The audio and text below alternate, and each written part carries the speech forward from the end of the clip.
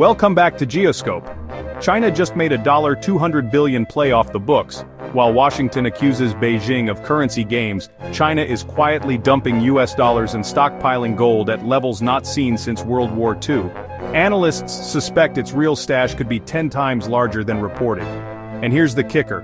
As US officials demand transparency, America keeps rewriting its own rules, slashing rates, printing money, and watching 688,000 jobs disappear in just 5 months.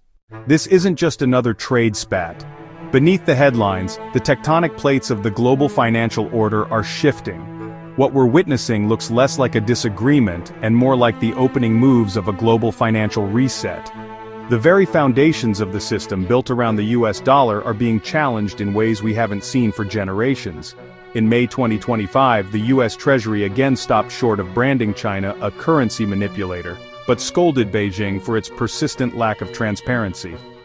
The accusation is that China suppresses the yuan's value to boost exports. While Beijing denies this, the secrecy surrounding its true foreign exchange reserves fuels deep economic mistrust, leaving the world guessing at its true financial strength. Meanwhile, Washington's own house is hardly in order. The national debt surged by another $1.6 trillion this year, eroding confidence in the dollar. To combat a slowing economy, the Federal Reserve is preparing a dramatic 100 basis point rate cut. This aggressive move aims to stimulate growth, but it also floods the market with cheaper dollars, effectively devaluing the currency, a policy not so different from what the US accuses China of doing. The dollar has already slid nearly 9% since December. In theory, this should boost American exports. But the reality is grim. Factory layoffs have jumped a staggering 47% year over year.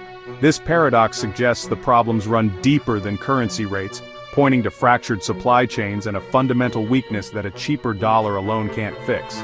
So, is Beijing tilting the board, or is Washington demanding fair play while stacking its own deck? Both powers are engaged in a high-stakes game of economic chess. But the most destabilizing move didn't come from Beijing at all. It came from a secure vault in Maryland, a move that could upend the entire game. The US Treasury maintains a watch list, a formal process to identify countries it believes are engaging in unfair currency practices. The official criteria are clear: a significant bilateral trade surplus with the US of at least $15 billion, a material current account surplus exceeding 3% of GDP, and persistent one-sided intervention in the foreign exchange market. The stated goal is to level the playing field, preventing nations from artificially devaluing their currency to boost exports. But here's where the policy gets complicated. Key US allies like Germany, Japan, and Switzerland frequently find themselves on this list. It's not because of overt, aggressive currency manipulation, but due to deep-seated structural factors. These nations have high domestic savings rates and powerful export-oriented industries. Their citizens save more than they spend, and their companies produce more than the domestic market can absorb, leading naturally to large trade surpluses. The US rarely labels them manipulators, acknowledging these economic realities. Meanwhile, a stark contradiction is unfolding within the US itself. The nation's fiscal discipline is deteriorating at an alarming rate. The federal deficit has exploded, climbing by nearly $2 trillion in just 6 months, the most rapid expansion of government debt since the emergency spending of 2020. This flood of borrowing should, in theory, weaken the dollar. But because the dollar is the world's primary reserve currency, global demand for US debt soaks up this supply, creating a paradoxical strength. This has led to some sharp criticism. An editorial in the Wall Street Journal went so far as to argue that the US itself is acting like the world's largest currency manipulator. The manipulation isn't intentional through direct intervention in currency markets, but a byproduct of its own domestic policy, or by inertia. The sheer scale of US government spending and debt issuance has a greater impact on global capital flows and exchange rates than any other single factor, effectively distorting the system it claims to police. The cracks in the US economy are becoming impossible to ignore.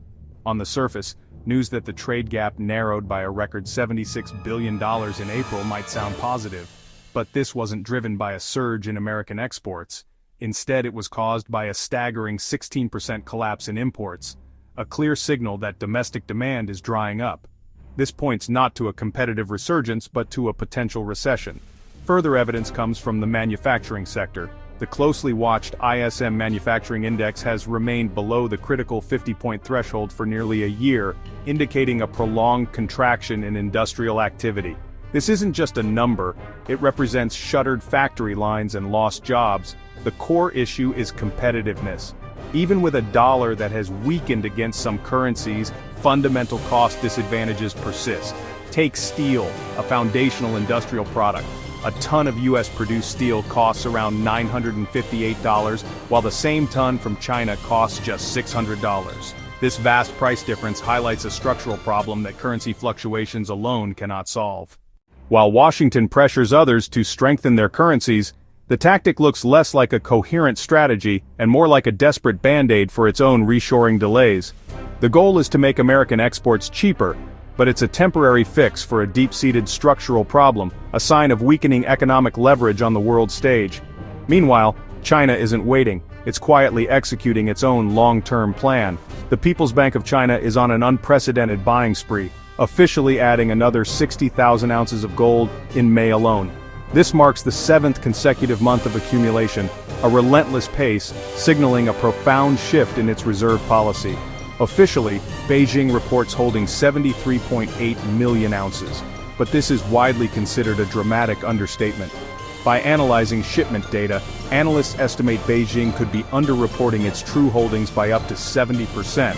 The strategy is deliberate obfuscation, moving bullion through a network of state-owned banks, the People's Liberation Army, and sovereign funds. This keeps their moves quiet, preventing a price surge against their own goals. This state-level buying is a primary driver behind gold's meteoric rise. The precious metal is up 27% this year, smashing records and topping $3,500 an ounce. This rally isn't just speculation, it's a global flight to safety amid persistent inflation and geopolitical tension. For Beijing, this isn't about chasing profits. It's about forging a financial fortress, an escape hatch from the US dollar's dominance. The freezing of Russia's foreign reserves was a clear demonstration of how the dollar can be weaponized. By holding physical gold within its own borders, China ensures a core part of its wealth is immune to Western sanctions. And China is not alone. Central banks worldwide are following suit, projected to shift almost $100 billion into bullion in 2025. Even Europe's ECB warns that America's spiraling national debt and political instability are eroding global trust in the dollar. The foundation of the post-war financial system is showing visible cracks. Job cuts tell another story. 93,000 layoffs in May alone, tech, retail, logistics, pushing annual cuts to 688,000. Tariff front-loading and weak demand are choking supply chains.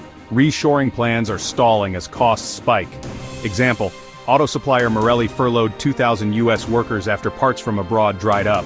While Washington blames foreign distortions, domestic policies are bleeding jobs.